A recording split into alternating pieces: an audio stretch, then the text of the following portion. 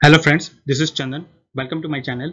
आज हम लोग डिस्कस करेंगे मंथली इनकम स्कीम जो पोस्ट ऑफिस में हम लोग ओपन कर पाते हैं उसके बारे में। हम ये क्यों डिस्कस कर रहे हैं? बिकॉज देखिए, ये सबसे सेफ और मतलब मान लीजिए जिनका थोड़ा एज हो चुका है उनके लिए बहुत ही इजी प्रोसेस है।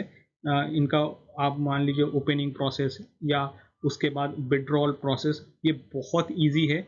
और ये बहुत लोगों को क्या होता है, थोड़ा जिन लोगों का एज हो जाता है वो लोग मतलब पढ़ नहीं पाता है या लिख नहीं पाता है कि इसके लिए भी पोस्ट ऑफिस और गवर्नमेंट ऑफ इंडिया ने एक तरीका निकाला है। वहाँ पे एक होगा कोई पोस्ट मास्टर बोल लीजिए या कोई क्लर्क टाइप होता है, तो वो क्या करता है कि जितना आप लिख नहीं पाते या फॉर्म फिलअप नहीं कर पाते हैं तो वो भी ये हेल्प हो जाता है। जो आप प्राइवेट बैंक में या कहीं और पे चले जाएंगे तो ये सब सुविधा आपको मिलेगा नहीं। तो इसके वजह से बहुत लोग ये मंथली इन्वेस्टमेंट स्कीम, जिनको शॉर्ट में बोलते हैं पोस्ट ऑफिस MIS स्कीम, बहुत प्रेफर करते हैं। तो इसके बारे में आज हम थोड़ा डिस्कस कर लेते हैं। Then let's start. देखिए, ये डिस्कस करने के लिए हम डायरेक्ट चले जाएंगे जो गवर्नमेंट ऑफ इंडिया का जो ऑफिशियल वेबसाइट है वहाँ पे। क्यों? क्योंकि ये देखिए, इससे ऑथेंटिक वेबसाइट और इन्फॉर्मेशन मान लीजिए कहीं पे आपको मिलेगा नहीं। तो हम देख लेंगे ये जो मंथली स्कीम का जो इंटरेस्ट रेट है एज ऑफ आज के डेट में ये 6.6% है। अच्छा, इसका मतलब क्या है? इसका मतलब ये है कि मान लीजिए आप 1 लाख आप MI स्कीम पे रख रहे हैं तो आपको 660 रुपया आपको मिलेगा हर मंथ, ठीक है।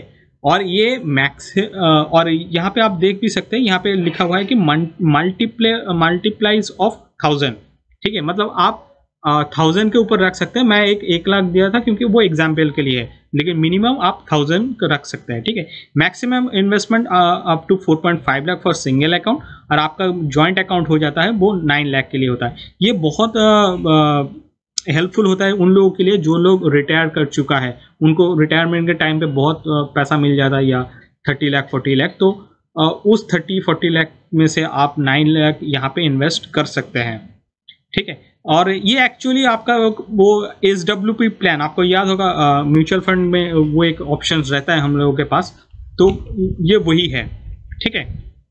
अच्छा, ये इंडिविजुअल के लिए 4.5 लाख है और ये जॉइंट के लिए 9 लाख है, ये यहाँ पे वही लिखा है।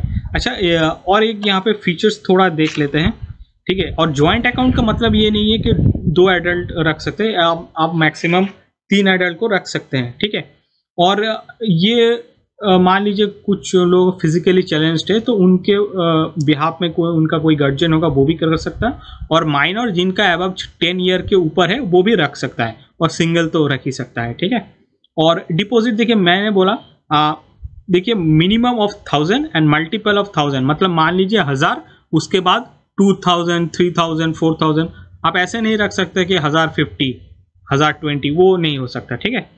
और 4.5 लाख मैं बोला वो सिंगल अकाउंट के लिए, 9 लाख फॉर जॉइंट अकाउंट के लिए, ठीक है। और ये शेयर ऑफ इन्वेस्टमेंट ये छोड़ दीजिए, ये ज़रूरत नहीं है, इंडिविजुअल नॉट है। अच्छा, आप मान लीजिए बहुत लोग क्या करते हैं, सिंगल अकाउंट ओपन करता है लेकिन वो लोग या 4.5 लाख से भी ऊपर इन्वेस्टमेंट करना चाहता है, तो देखिए वो अप टू 4.5 लाख की काउंट होगा, उसके ऊपर वो काउंट होगा नहीं। वो आपका जो एक बैंक अकाउंट हो जाएगा वहाँ पे आपका वो डिपॉजिट हो जाएगा, ठीक है। मतलब मान लीजिए जो बहुत लोगों का सिंगल अकाउंट है, आपने मान लिया वहाँ पे 5 लाख कर लिया, ठीक है, तो वो जो एक्स्ट्रा 50,000 है वो आपका MIS में काउंट नहीं होगा, वो आपका नॉर्मल सेविंग्स अकाउंट में रह जाएगा, और ये जो 4.5 लाख वो MIS की तरह ट्रीट होगा, ठीक है। अच्छा, इंटरेस्ट देखिए मैंने आपको पहले ही बोल दिया, आपके पास 6.6% है, जो कि मान लीजिए 1 लाख में 660 रुपया, तो 9 लाख में होगा 5940 रुपीज़, और आपके पास 4.5 लाख है तो रफली आप पकड़ लीजिए 2970 रुपीज़ आपको हर मंथ मिल जाएगा, ठीक है। एंड ये आपका फर्स्ट मंथ पे ही आ जाएगा, मतलब फर्स्ट मंथ के जो डेट पे वो वहाँ पे आ जाएगा। और एक चीज़ ये बहुत इंपॉर्टेंट है, देखिए बहुत लोग क्या करता है कि जो इंटरेस्ट आता है ना, उस इंटरेस्ट को उठाता नहीं है। वो लोग सोचता है कि इंटरेस्ट के ऊपर इंटरेस्ट आएगा, नहीं, ऐसे नहीं होता है। डबल इंटरेस्ट काउंट कहीं पे नहीं होता है, ठीक है। तो इसके वजह से आप मान लीजिए पैसा नहीं उठा पा रहे हैं, या आपको कुछ मतलब ज़रूरत नहीं है पैसा का, तो ऐसा मत सोचिएगा कि उस पैसा पे आपको इंटरेस्ट मिलेगा। वो कुछ नहीं हो, वो ऐसे ही नॉर्मल पड़ा रहेगा, ठीक है। और यहाँ पे मैंने ये आपको वही चीज़ ऊपर में जो बोला था ना, in case of deposit, excess deposit, तो excess deposit will be refund back and only PO savings account interest will be applicable from the date of opening to the date of refund, ठीक है। मतलब मान लीजिए ये process वही है। मान लीजिए आप जॉइंट अकाउंट है तो मैक्सिमम 9 लाख, तो मान लीजिए आप 10 लाख इन्वेस्ट कर दिया, तो 10 लाख ऐसा नहीं होगा, आपका 9 लाख तक ही इन्वेस्ट होगा और 1 लाख जो एक्स्ट्रा है वो आपका सेविंग्स अकाउंट में पड़ा रहेगा, ठीक है। और इंटरेस्ट देखिए, ये ऑटो क्रेडिट ही ऑप्शंस रहता है, ठीक है, ऑटो क्रेडिट, ECS और कुछ नहीं होता है। लेकिन मैं आपको ये एक चीज़ बोलना चाहूँगा, ये पोस्ट ऑफिस मेरा एक्चुअली मेरा भी इन्वेस्टमेंट ये MIS में है, और मैं अपना पर्सनल एक्सपीरियंस आपके साथ ये इम्पोर्टेंट है, ये शेयर भी करना चाहिए। इन लोगों के ना पास अभी भी ये जो नेट बैंकिंग का फैसिलिटी आया नहीं है, तो मान लीजिए आपका जो एक सेपरेट से सेविंग्स अकाउंट ओपन भी हो जाएगा, लेकिन वहाँ से आप क्या कर सकते, मतलब वो पैसा आप मूव जल्दी से नहीं कर पाएंगे। ऐसे ATM तो आपको दे देगा, लेकिन जैसे हम लोगों के पास रहता है ना, HDFC में, येस बैंक में है, या SBI में है, या कोटक बैंक में, या ICICI बैंक, कोई भी बैंक में है, आप ICICI बैंक से SBI को ट्रांसफर करते हैं, कोटक से ट्रांसफर कर सकते हैं, बहुत ही ईजी ऑनलाइन बैंकिंग के साथ। लेकिन यहाँ पे एक प्रॉब्लम है कि आपका जो पोस्ट ऑफिस में जो सेविंग्स अकाउंट है ना, वो इंटरनेट बैंकिंग का फैसिलिटी नहीं होगा, तो आप ये नहीं कर पाएंगे, ठीक है। तो ये चीज़ आपका ध्यान रखिएगा। और एक चीज़ है, interest is taxable to in hand of depositor, ठीक है। In hand of depositor in the sense है, मान लीजिए आपका जो आप टैक्स ब्रैकेट के अंडर आता है, इवन आफ्टर योर रिटायरमेंट, तो आपको वो टैक्स पे करना पड़ेगा, ठीक है। और ये आपको अपने एंड से करना पड़ेगा। ये मतलब वो होता है ना TDS, टैक्स डिडक्शन सोर्स, नहीं, वो कुछ नहीं होता है।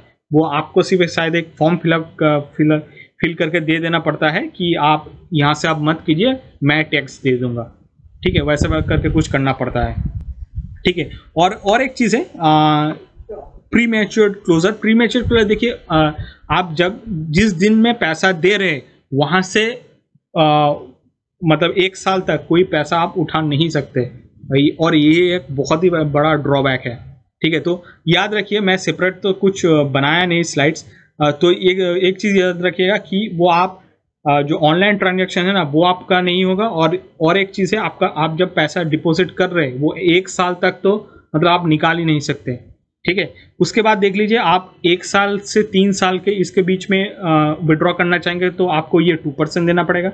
आप more than 3 years to 5 years इसके बीच में होगा तो आपको 1% देना पड़ेगा, ठीक है। और आप मतलब प्री मैच्योर क्लोज करना चाहेंगे तो आपको एक नॉर्मल एप्लीकेशन लिखना पड़ेगा, और आपका जो जितना पासबुक है आपके पास वो आपको सबमिट करना पड़ेगा ड्यूरिंग दैट टाइम, ठीक है। मैच्योरिटी देखिए, ऑटोमेटिकली तो 5 साल में आपका ये क्लोज हो जाएगा, तो आप उसको इंक्रीज करना चाहते हैं, मतलब और फिर नेक्स्ट 5 years के लिए करना चाहेंगे तो आपको अगेन वो नया फॉर्म फिलअप करना पड़ता है, ठीक है। और मान लीजिए आप क्लोज कर देना चाहते हैं तो आप ये पैसा आप विड्रॉ कर सकते हैं, ठीक है। और ये बहुत लोगों के साथ हो जाता है, मतलब जिन लोगों के पास मान लीजिए मम्मी पापा का देहांत होगा बिकॉज ऑफ एज, मान लीजिए जिनका एज 80-85 हो चुका है या 95 भी हो चुका है, मतलब जो लोग थोड़ा एज में मर जाते हैं, या तो उनके लिए वही होता है कि आपका जितना भी अमाउंट है आप यहाँ पे ये प्री मैच्योर क्लोज करेंगे तो आपका वो चार्जेस लग जाएगा। अदरवाइज जो लीगल हेयर या नॉमिनी है उनको ये पैसा मिल जाएगा।